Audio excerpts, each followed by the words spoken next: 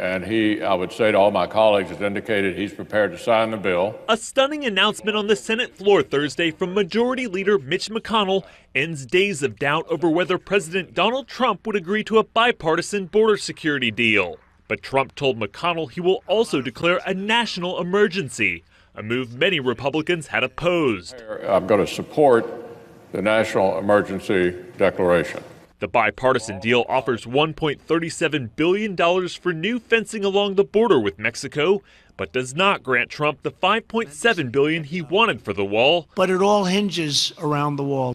Declaring an emergency will allow Trump to tap other funds to build his long-promised wall. Correspondent Jim Oliphant is following the story. It's really one of the biggest risks of his presidency. He is doing an end run around Congress.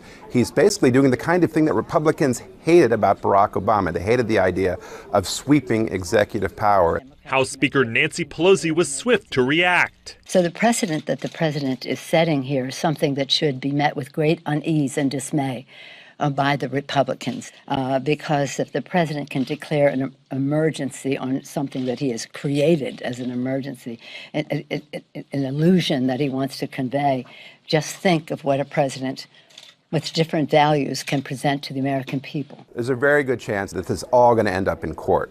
And I'm sure the White House is anticipating that. We will review our options. We'll be prepared to respond appropriately to it. And it's highly possible that if this thing does go to court, the entire project will be frozen while it's litigated and while both sides make their arguments. And so, construction on the border fence, or border wall, as Trump calls it, that's not going to begin tomorrow. Republican Senator Lindsey Graham said earlier he expected Trump to take that route. And if you can actually use the money to put up barriers where it makes sense, I think I'm good to go. Declaring a national emergency would be a lawless act.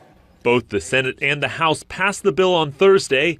They're trying to avoid another shutdown after the last one reached a record 35 days and disrupted life for 800,000 federal workers.